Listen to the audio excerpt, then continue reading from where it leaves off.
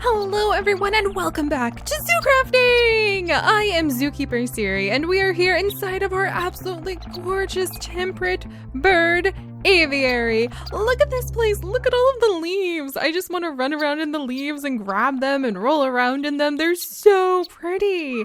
I love watching them fall from the trees and watching them pile up on the ground. And it's just that time of year, you guys. It is autumn. It is autumn and it is just so pretty. And I am really starting to feel like we need to celebrate autumn with a little bit more pizzazz here around Zoodesia Zoo. But I'll have to tell you guys about my plans for that in just a little bit, because right now, tiny adorable little finch, we actually have some new people in our zoo. I'm so excited. I have finally added in those NPCs that you guys actually submitted to become a few episodes ago. Oh gosh, guys, I am so sorry that it was actually quite a little while ago since we have had our last zoo crafting episode. That was not intentional. We just ended up jumping into a whole bunch of projects and I got a little overwhelmed. And Lily, Ash, I tend to forget how long it takes me to set up new NPCs. So we definitely are going to be adding in more NPCs, which are non-playable characters, just to let you guys know.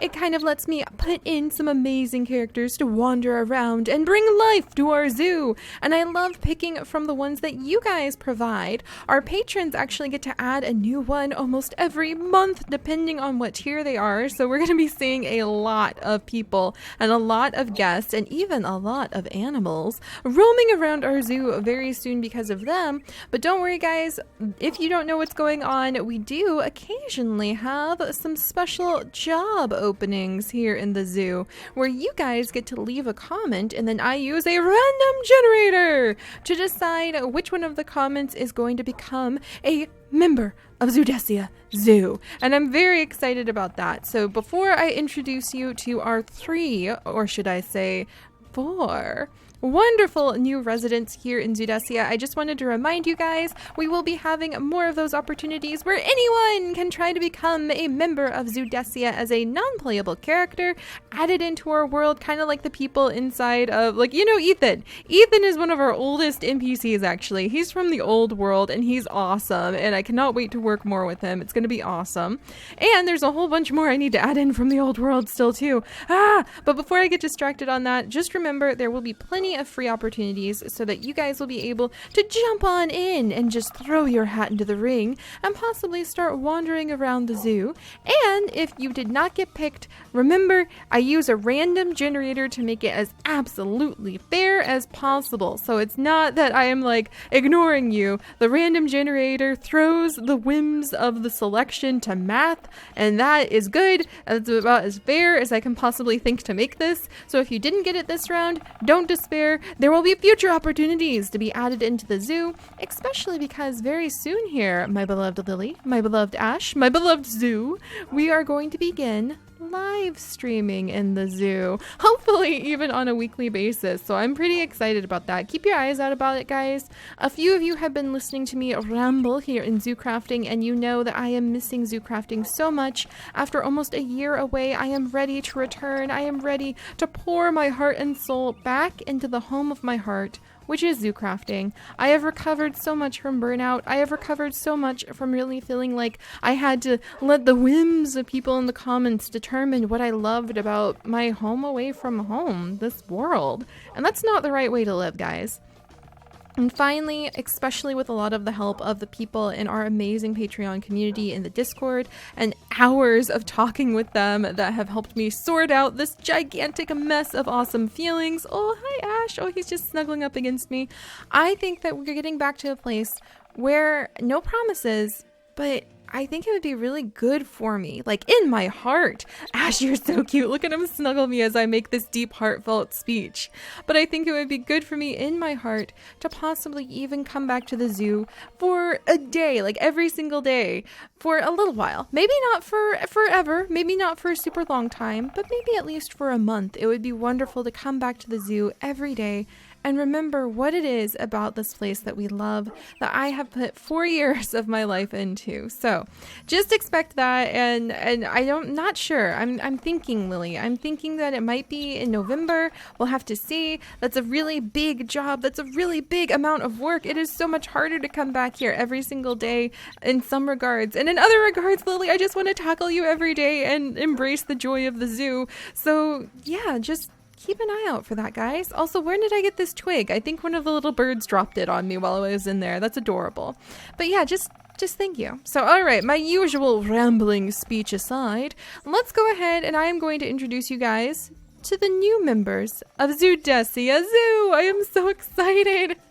We finally have a chef. I finally have someone I can go and get some pancakes from. I am so relieved. I still have not had my waffles or my pancakes in real life, you guys. It's gonna be like, at this point, I'm gonna have to like make an actual vlog, Lily, when I finally get to have some of those delicious pancakes. Oh my gosh, they're so good. They are so wonderful. And I almost spoiled something. Ash.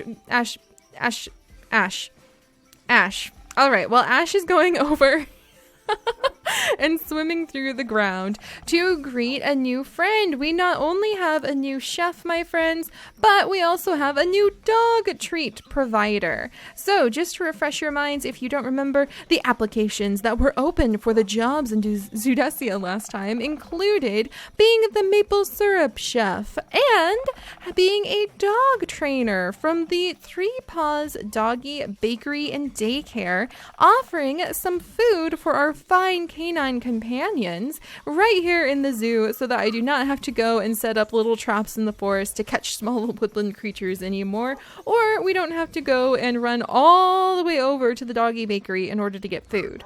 And then the third position is being the Maple Forest Botanist. So you are going to meet all three of those people now. Remember, one last big like neon warning, the random generator picked who won. So please handle it with some grace and just remember, good sportsmanship and cheering on the people who the random generator picked will keep you in the ring for next time. So, all right, let's do this. It looks like Ash really wants me to introduce you guys to the dog trainer and her dog, Arbor.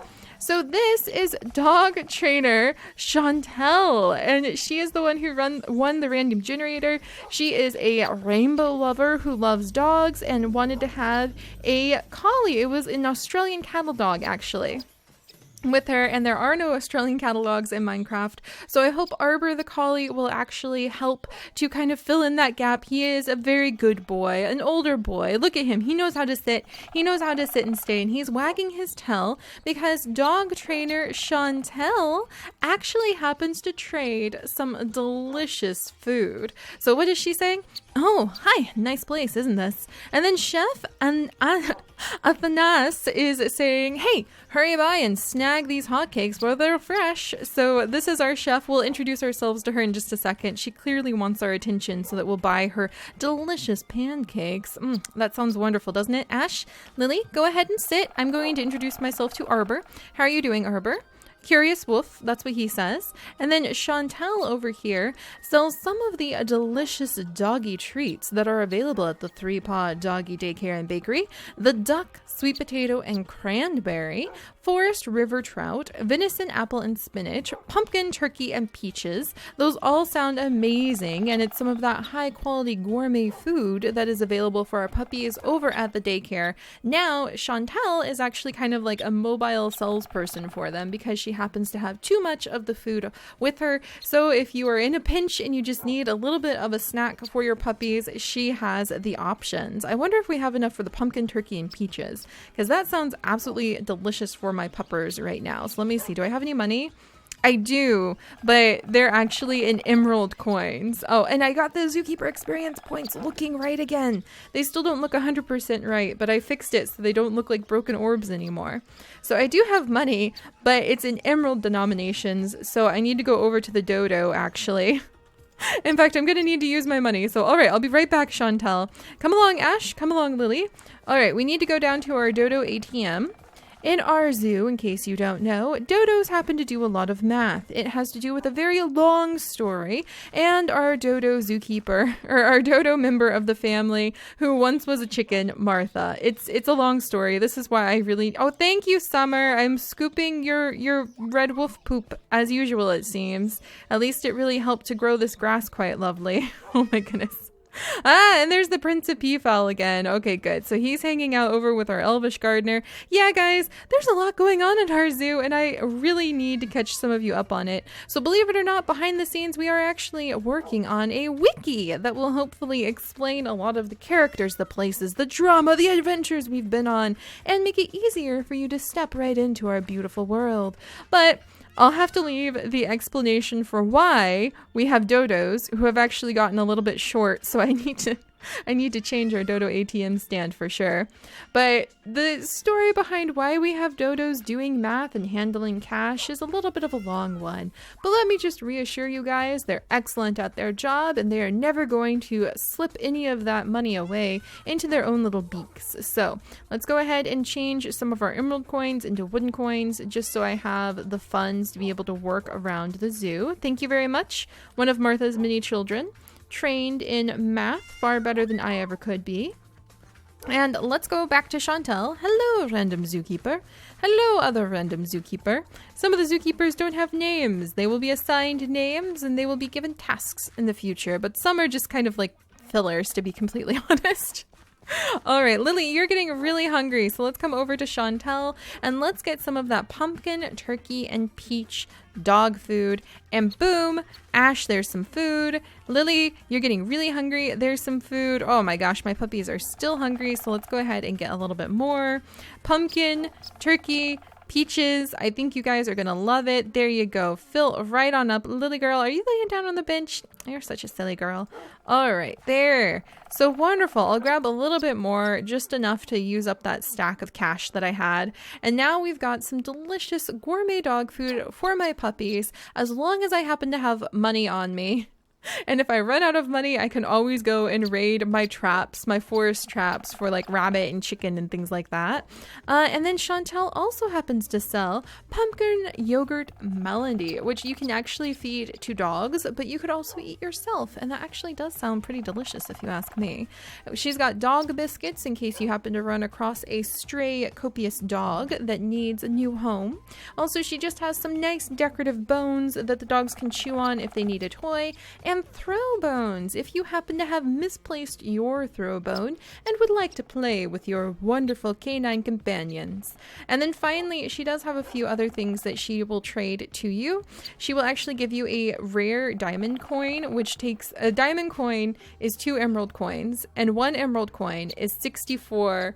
Let's see, yeah, 1 emerald coin is 64 of the, no wait, I think it's like 64 emerald coins. This is why I have a dodo doing math, okay? Basically, diamond coin is one of the highest denominations available in Zoodesia in terms of money. And they take a lot of emerald coins. I think it's 64 emeralds make a diamond, perhaps. I'm not 100% sure.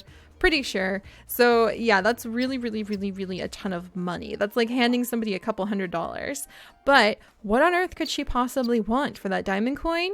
The extremely rare camouflage dye that is only available if you happen to run across a deceased chameleon. And that's why it's very rare. I'm sure there might be some fancy way that one day we might be able to work with the elves to learn how to create. But for now, or maybe a scientist to be completely honest, since we are Zoodesia and the fantasy Minecraft series is still coming, Ash, cough cough. But that's what she will actually trade to you because she loves rainbows, because Chantel, the commenter, said that she absolutely loves rainbows. And so I was hoping that would go over really well. She wanted a rainbow bow. I wasn't able to make a rainbow bow, but we have rainbow flowers in her hair because she likes making little rainbow crowns of flowers. And if we come over and talk with her, she will actually give us some of the extra daisies in exchange for a little bit of wooden coins. So of course you need to pay her. But she will exchange some of that money for beautiful daisies, which would be really useful for us if we wanted to grab those flowers and build up a little garden somewhere nearby in the zoo. So very nice to meet you, Chantel. Very excited to have a new friend for Lily and Ash to be able to play with Arbor as well. Ah, absolutely wonderful. Let me go ahead and grab some of this maple syrup just while we're over here.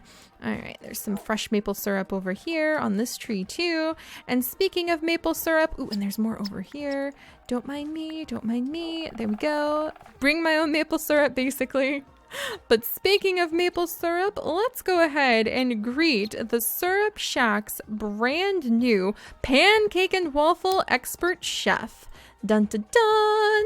Chef and Athanis. Oh my gosh, that name is going to make me trip up a little bit. But this is Chef Athanis. She's awesome. She's asking, what can she get ya? And she sells all of those delicious waffles and pancakes that this place is known for. So she has a whole bunch of waffles. She's got some pancakes, just plain. If you want to get your own like waffles, your own pancakes. If you want to bring your own maple syrup, then you can. If you would prefer to like take the waffles, I think you can actually take the pancakes, like if you just get plain pancakes from her. Let me check. Yeah, if you just get plain pancakes from her, then you can actually go ahead and combine those pancakes with your very own blueberries to make blueberry pancakes, or you could combine them with maple syrup to make maple syrup pancakes, or you could come over and talk to Athanthus, our wonderful maple chef. I'm just going to end up calling her the maple chef. And you can get blueberry pancakes from her, you can get French toast from her, you can get chocolate chip pancakes from her, and you can have strawberry pancakes that look suspiciously like blueberry pancakes, but we're just going to say they're strawberries for now. And that's really yummy and fresh, and as time goes on, she might actually have maybe an assistant, or maybe they'll end up having like another little stove where you can get like fresh maple syrup bacon, or like the maple syrup bacon and the maple syrup sausage. And basically everything that you could make with maple syrup, like maple oatmeal, you might be able to, yeah, the maple candied bacon. You might also be able to come over and, oh, dog trainer Chantel is listening to all the woodpeckers. That is so cool. I love having them just talk in the world. And while we're around the zoo, just doing all sorts of little bits of work here and there, they're going to be chit-chatting. That is just so much fun. Ah, that's my favorite thing about adding in NPCs, to be completely honest. And then if you come over and speak with our maple chef, she will actually give you quite a bit of money in exchange for maple syrup. Maybe too much money, because maple syrup is really, really easy to get in this area. So I'm probably going to have to talk with her and have her not give quite as much money away for those maple syrups. But the idea is that you could trade one maple syrup to her, and then you could come over and then you could get like a stack of pancakes, for instance. And then if you wanted to, you could go ahead and you could just make your own maple syrup pancakes, but it would actually be better at this point to just trade the maple syrup to her. But that's okay. Now we have some delicious maple syrup pancakes. I can eat them fresh. No, Lily, no, Ash. You guys can't have these. This is people food. And then you can also come and you can get money from her by providing her with the ingredients she needs to run the maple syrup shack, such as flour, fresh milk, and an egg basket full of eggs. So yeah, I'm gonna have to talk to her about the whole maple syrup thing, because I think that's a little bit overpowered, but everything else looks a-okay. And then hopefully in the future we might even give her an assistant if we can come up with even more things that she could possibly sell food-wise. Maybe in another zoo kitchen episode. Dun dun dun dun. That would be really fun to do. Maybe we'll do those as live streams as well. That would be really cool. All right, let's go ahead and grab Lily and Ash, and I'm going to introduce you guys to the third and final addition to our zoo. I'm also going to put this little twig right there because it's very nice and scenic. In our zoo, we even plan out the scenic twigs. All right, and then we are going to go meet the Maple Forest Botanist, dun dun dun, for our weird little project that we have had. I swear it's such a me thing to get caught up on building a maple forest for an entire month. But we have one, and we have almost perfected it, you guys. I really love it. Look, and there goes our botanist. All right, and here we have botanist Faith, who is our maple forest botanist, who will tell you all about the beautiful maple trees that we have here and how you take maple trees and you actually get maple syrup from them, and that syrup ends up becoming, or the maple syrup, or sugar sap, excuse me, and the sugar sap ends up becoming maple syrup in the future. And while doing my research about maple trees, it's really always very interesting to see what kind of scientific articles I end up reading in the name of ZooCrafting. But in doing my research on these maple trees, probably the coolest fact that I found out about maple syrup, other than the fact that when it comes up off the tree, it's not like straight up maple syrup like you're familiar with in the little like jar, even the fancy like high grade maple syrup, that doesn't just come out of a tree. The sugar comes out of the tree, but all of the maple sugar that is collected that will eventually become like the maple sap sugar that will eventually become maple syrup, all of it is usually collected within 6 weeks out of the year. So all of the maple syrup that you see like at the store just lining the shelves waiting for you to take home, all of the stuff that you like just use whenever you make pancakes or waffles, that the bulk of it, almost all of it in the world, is collected only within 6 weeks out of the whole year. How amazing is that? I just take it for granted that you can have maple syrup whenever you want it, but that's because the people who harvest maple syrup, or I should say the sugar sap that becomes the syrup, collect so much of it, and then they have to turn it into syrup, and they, like, because it doesn't really go bad, are able to distribute it throughout the year. And I just thought that was amazing, because I kind of thought maybe maple syrup was, you can get lettuce any time of the year, and yeah, technically lettuce only grows at a certain time of the year, best outside, but we've got ways to put up hot houses, we have ways of like growing maple, or we've got ways of growing lettuce around the world. So if one area of the world isn't good to grow lettuce in, you can grow it in another area and import it in. But maple trees take a lot longer to grow, and they're a lot more finicky because it has to be very specific temperatures that cause them to have their sap run, and that sap be able to be collected to become sugar, or syrup, excuse me. So it just really kind of blew me away. And again, I get so geeky about plants, and I bet people are rolling their eyes right now. But I mean it, guys. It just really impressed me that only like a couple months out of the year you can collect this syrup like the syrup, and then, or sap. There's too many S's. And then you end up creating all of the syrup that you get to use like the rest of the year with that one little period of time. Talk about diligence. I realized why it's so important and why that time of the year is like really hard on the syrup farmers, because they have to be on it. They have to be making sure they're collecting every little bit without taking too much to kill their trees that they can find, because once that period of time is over, then they can't just come back next month and collect more. So I don't know, it just really, really, really impressed me and reminded me how seasonal farming is, even in this era when there are syrup farmers out there who can use GPS location, and they can use like Wi-Fi to measure how much syrup or like the syrup sap, there we go, is coming out of the trees. There were really interesting articles about that too. They can use technology so advanced, they get text messages to tell them when it's time to swap out buckets, so that they can have more of the syrup or more of the sap come out of the trees. But you still have to work with nature, and you have to work with the forces that be of the temperature and the right timing of the year in order to even get that sap in the first place. So I don't know, it just really impressed me, because we're on the forefront of technology in so many ways, but there are very key big ways where you still have to work with the flow of nature even in this day, and that just made me so excited. As you can tell, I'm completely geeking out about it.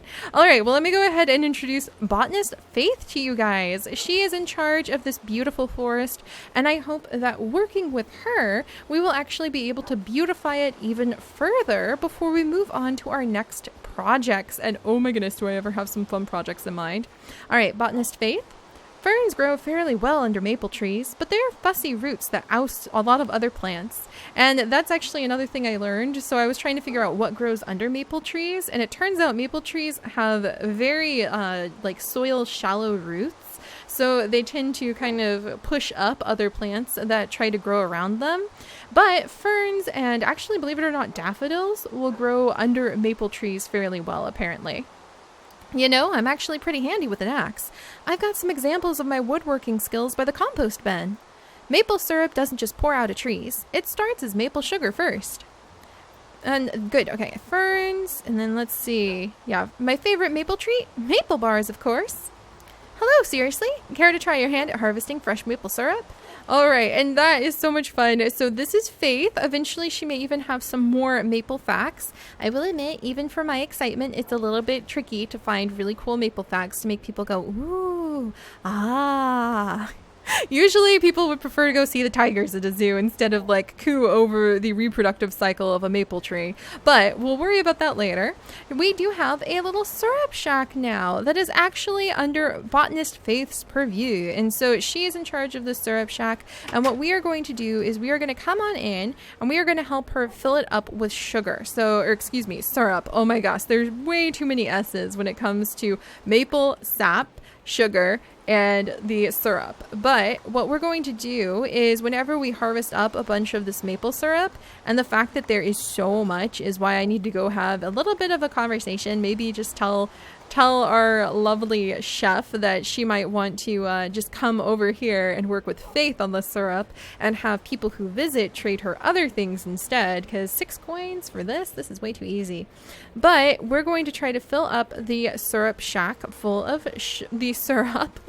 I am tripping over my words with syrup and sugar and everything else. And then we have a compost bin right over here that Faith actually helps to tend to. And if you come up to the compost bin, you can find so many cool things that Faith has set up so that you can work with her and she can help you trade really unique and useful decorative items.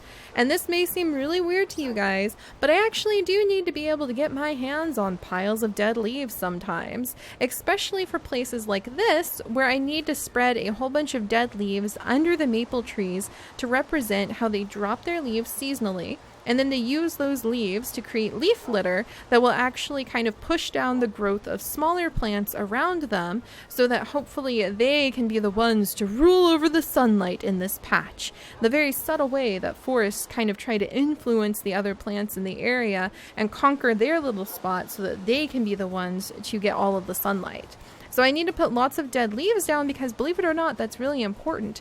And leaf litter also is an important home for a lot of small creatures that would definitely appreciate having a bunch of leaf litter in their future exhibits. So I am very excited that botanist Faith will actually trade us spruce leaves for dead leaves. She will help us put them in the compost bin and kind of grab those leaves and shake them loose. She's also got oak leaves for dead leaves, birch leaves for dead leaves, and if we bring her some spruce leaves, she'll help teach us how to shape it into a lovely globe cedar bush. Now, we're not going to question how spruce becomes cedar. It's just one of the magical things about our Minecraftian world.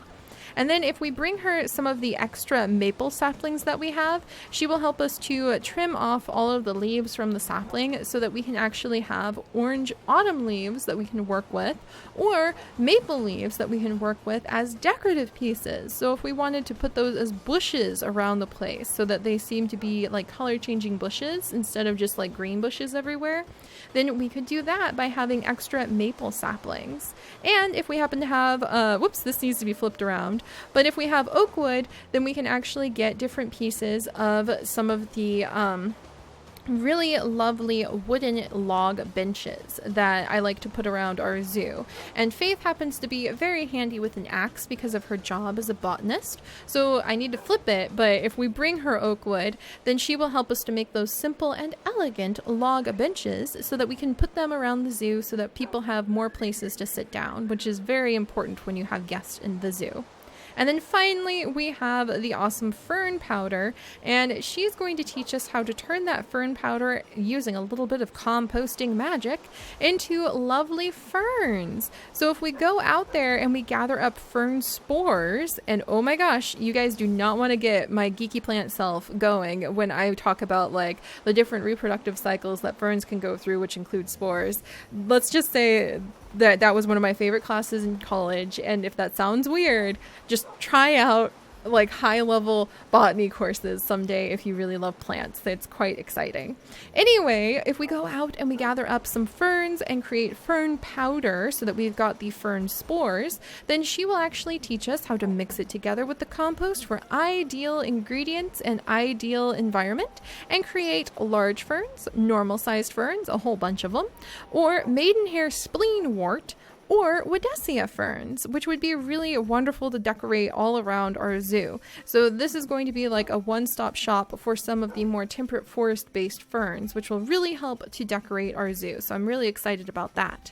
So there we go, guys. I know it doesn't seem like a lot, but I swear these 3 wonderful new members of our zoo will actually add so much in the world. They will help us to feed our animals, they will help us to feed ourselves, and they will help us to spread the beauty of botany throughout our land. And I've actually got some really big plans in mind, and really big projects that I've been thinking about right on that note.